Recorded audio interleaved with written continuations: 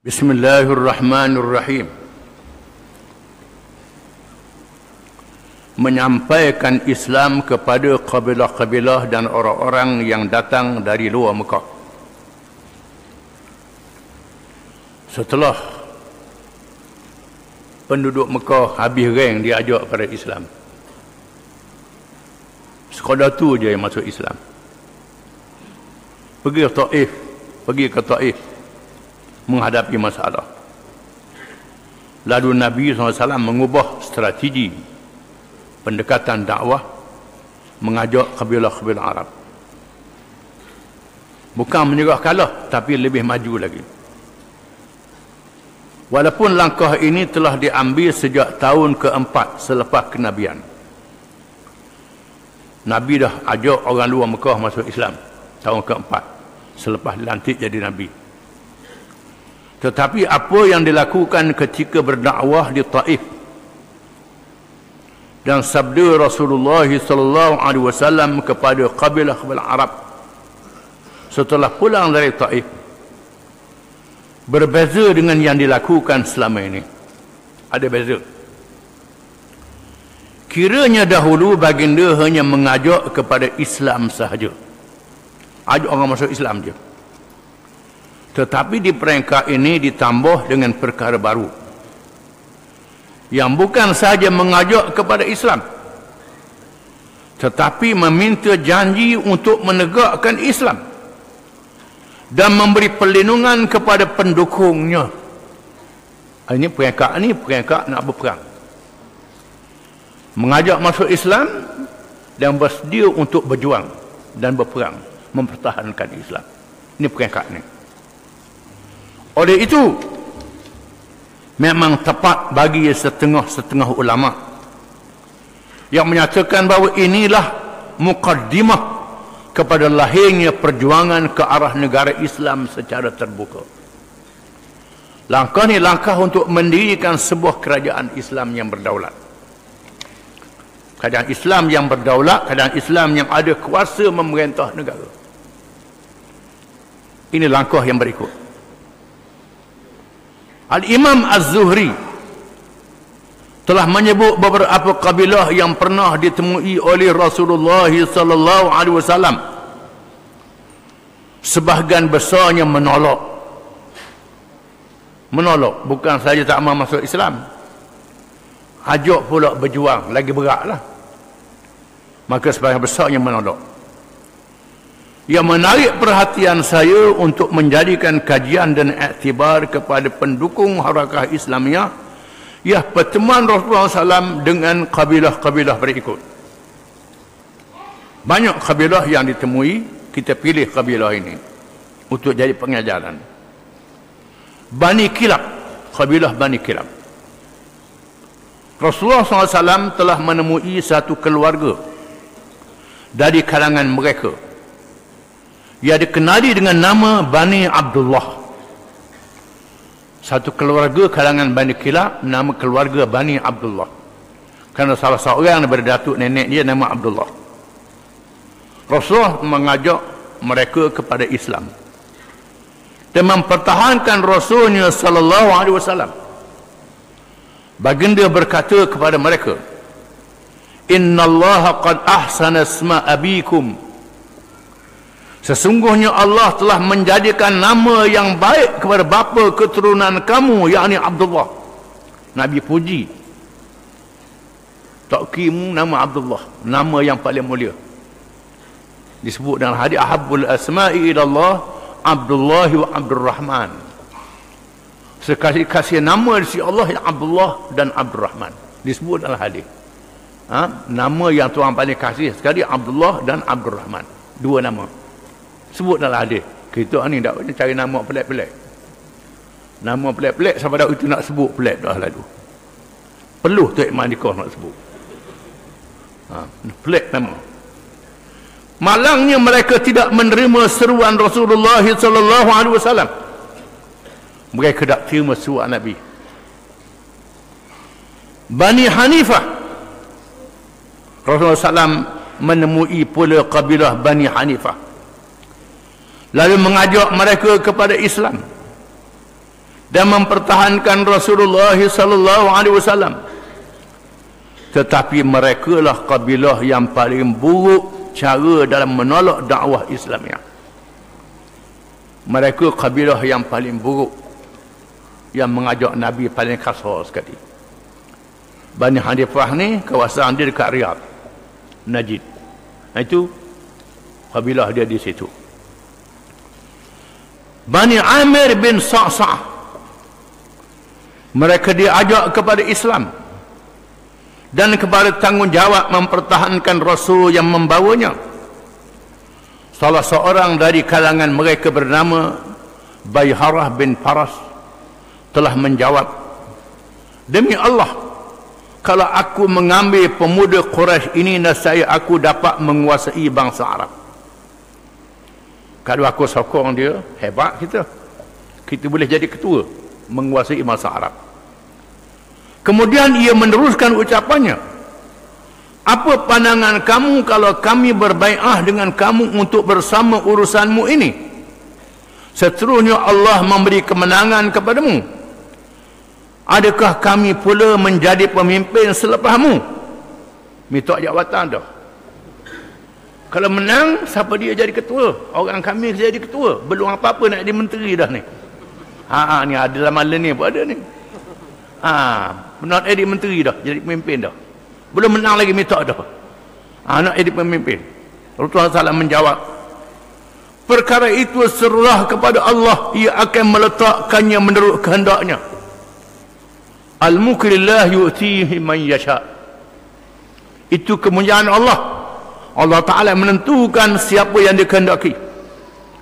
Bayharah menjawab, adakah kami mendedahkan leher kami untuk kepentinganmu setelah Allah memberikan urusan kepimpinannya kepada orang lain? Oleh itu kami tidak berhajat untuk bersamamu. Mereka enggan menerima Islam. Kalau macam ni, tak boleh janji jawatan apa-apa. Kami tak boleh sokong, tak ada ikutmu. Setelah mereka pulang, lalu mereka dikunjungi oleh seorang tua yang tidak mampu lagi berjalan jauh. Tetapi orang tua ini sentiasa bertanya berita-berita baru dari orang-orang yang pulang dari musafir.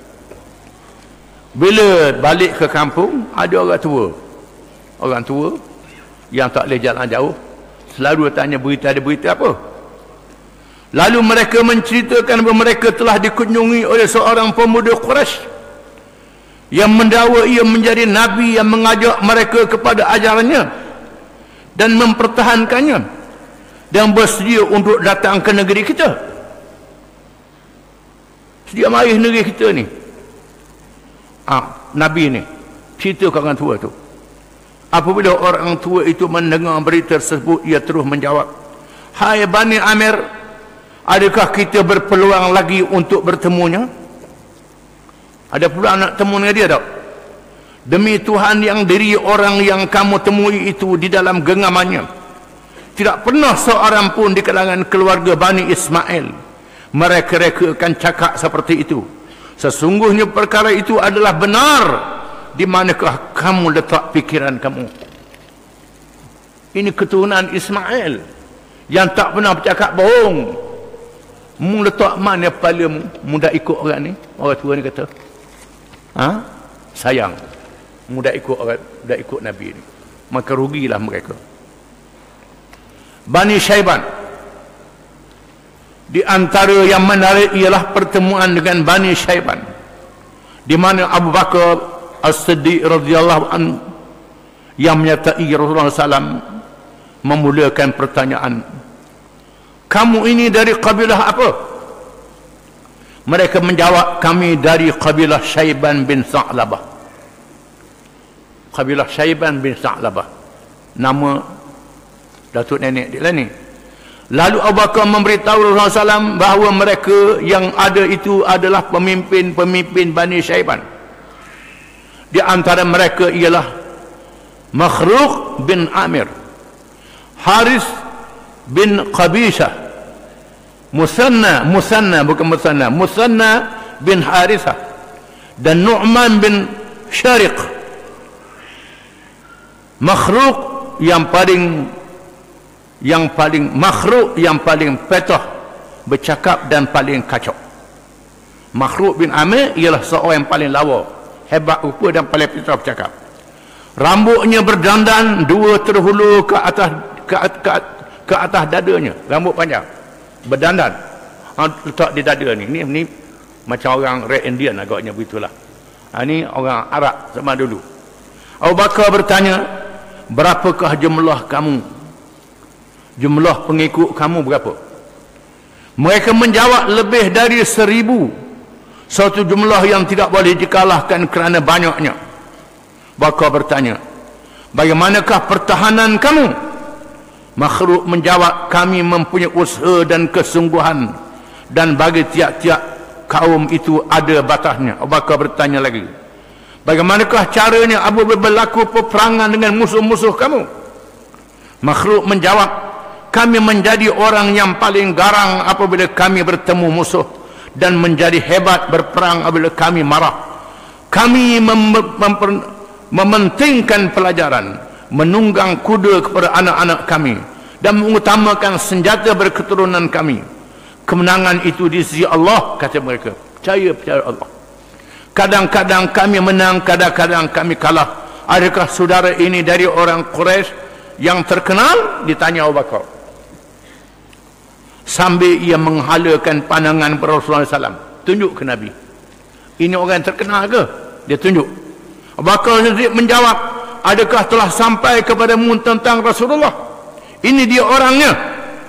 Makhluk menjawab, ya telah sampai kepada kami berita itu. Apakah seruanmu itu, wahai saudara Quraisy?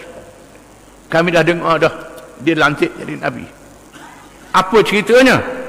Rasulullah menjawab, aku mengajakmu kepada bersaksi bahawa sesungguhnya tiada Tuhan yang sebenar melainkan Allah yang Maha Esa. Tiada sekutu baginya. Dan aku ini adalah Rasulullah yang mengajak supaya memberi perlindungan dan pertolongan kepadaku. Sesungguhnya orang-orang Quraisy berterang-terangan menentang perintah Allah dan membohongi Rasulnya. Mereka lebih mengutamakan kebatilan dari kebenaran. Allah itu maha kaya lagi maha terpuji. Itu ucapan Nabi. Makhluk menambah lagi, apakah lagi ajaran yang dibawa olehmu, wahai saudara Quraisy? Apa lagi? Rasulullah SAW pun membaca firman Allah Ta'ala. Nabi baca ayat Quran, qul ta'alau atlu ma harrama rabbukum alaikum alla tusyriku bihi syai'a wa bil walidaini ihsana wa la taqtulu awladakum min imlaq nahnu narzuqukum wa iyyahum wa la taqrabul fawahisha ma zahara minha wa ma batan wa la taqtulun nafsa allati harrama Allah illa bil haqq dzalikum wassakum bihi la'allakum ta'qilun. Surah Al-An'am ayat 151.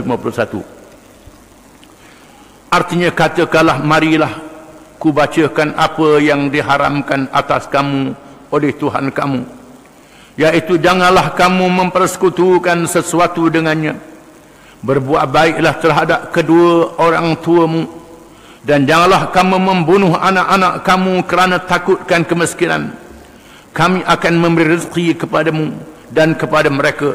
Janganlah kamu mendekati perbuatan-perbuatan keji, baik yang nampak di antaranya maupun yang tersembunyi.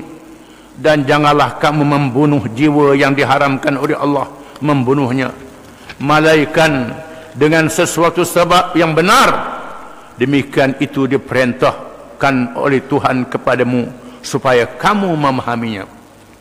Makhluk menambah lagi, bila dengar ayat Quran, ke arah apakah lagi seruanmu, wahai saudara Quraisy? Ke arah mana?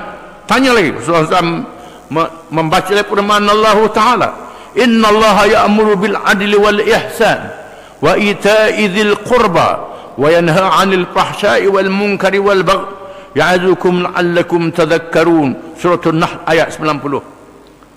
Sesungguhnya Allah menyuruh kamu berlaku adil dan berbuat kebajikan, memberi kepada kaum kerabat apa yang mereka perlukan, dan melarang dari perbuatan keji, kemungkaran dan permusuhan.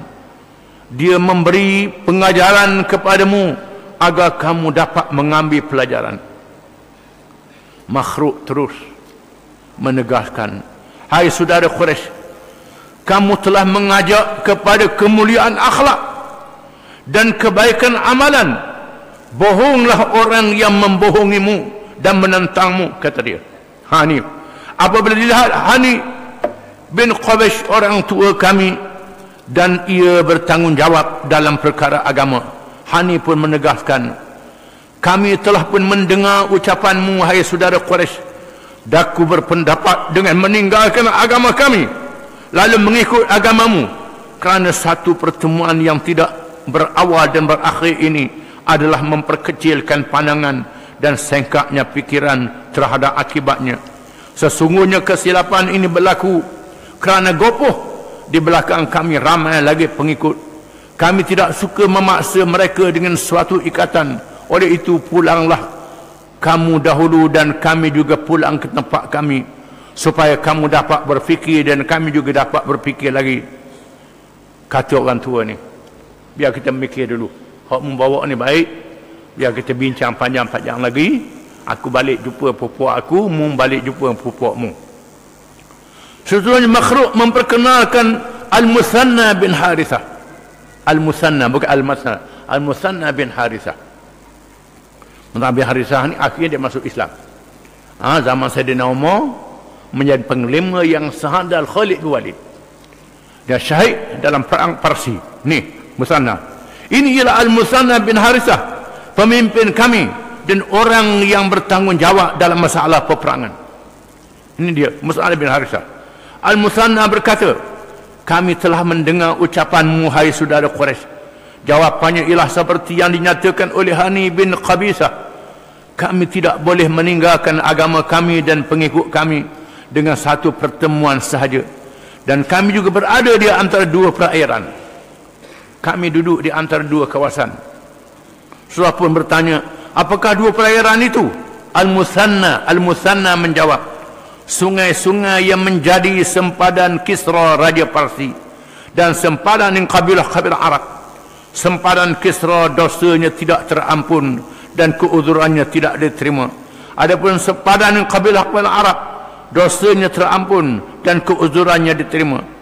Sesungguhnya kami ada perjanjian yang dikenakan ke atas kami oleh Kisra Raja Parsi. Kami tidak boleh melakukan sesuatu yang menentangnya dan tidak boleh memberi perlindungan kepada penentangnya. Aku berpendapat perkara ini agama Islam dibenci oleh raja-raja. Islam ni satu agama dibenci oleh semua raja-raja dalam dunia. Sudah tentu kami akan berdepan mereka. Kalau kamu bersetuju, kami boleh memberi perlindungan kepadamu dan melindungi di dalam kawasan kabilah Arab sahaja. Boleh ke tidak? Kalau aku berjanji untuk berperang dengan orang Arab. Parsi kuasa besar dunia. Besar, kuasa besar dunia. Kalau lawan orang Arab boleh. Kabilah-kabilah. Nak lawan dengan Parsi, kuasa besar dunia. Rasulullah menjawab. Rasulullah SAW berkata kepada mereka, ma asa'tumur radda idza afsahtum bisidqi fa inna dinallahi lan yansurahu illa man hatahu min jami'i jawanibih ara'aytum illam talbathu illa qalilan hatta yurithakumullahu ardahum wa diyarahum wa yufrijukum nisa'ahum atusabbihuna Allah wa tuqaddisuna. Nabi kata, kamu tidaklah menolak secara buruk kerana kamu berterus terang dengan bercakap benar. Ketahuilah, sesungguhnya agama Allah itu tidak akan memberi pertolongan untuk menegakkannya, melainkan oleh sesiapa yang dapat menguasai segala penjurunya. Apa pandangan kamu jika berlaku dalam masa yang singkat Allah menjadikan kamu dapat mewarisi memerintah bumi mereka, rumah-rumah mereka dan perempuan-perempuan mereka, dan dapat bersedudukan dengannya? Adakah kamu memuji Allah, bertasbih dan bertakbir terhadapnya? Kata Nabi, ini janji Allah. Allah menjanjikan kemenangan. Orang nak ikut aku ni kena hadap semua, tak boleh hadap Arab saja. Termasuk Parsi kena hadap. Seluruh dunia yang akan lawan kita kena hadap, kata Nabi. Itu lebih kurang. Allah menjanjikan kemenangan. An-Nu'man bin Syarik menyahut, ya Tuhan, mudah-mudahan dikurniakan itu kepadamu. Dia doa. Rasulullah SAW terus membaca firman Allah Ta'ala, ya ayyuhan nabi inna arsalnaka syahidan wa mubasyiran wa nadhira. Wahai Nabi, sesungguhnya kami mengutusmu sebagai saksi terhadap umatmu dan pembawa berita gembira kepada orang-orang yang beriman serta pemberi amaran kepada orang-orang yang ingkar. Ini ayat yang Tuhan turun pada aku. Kemudian Rasulullah SAW meninggalkan majlis dengan diiringi oleh sahabat yang mengiringinya untuk menemui kabilah lain. Walaupun Bani Syaiban tidak memeluk Islam, tetapi mereka menunjukkan sikap yang baik, dan di kalangan mereka ada yang menerima tetapi ditangguh oleh keadaan yang dipikirkan oleh mereka. Perjumpaan itu menunjukkan betapa tegahnya Rasulullah SAW menyatakan Islam dan betapa perlunya ketegasan kepada orang yang bersedia untuk menegakkannya dan menghadapi musuh-musuhnya. Selepas itu Rasulullah SAW bertemu dengan Auf dan Khadrat, menerima Islam. Wallahu alam.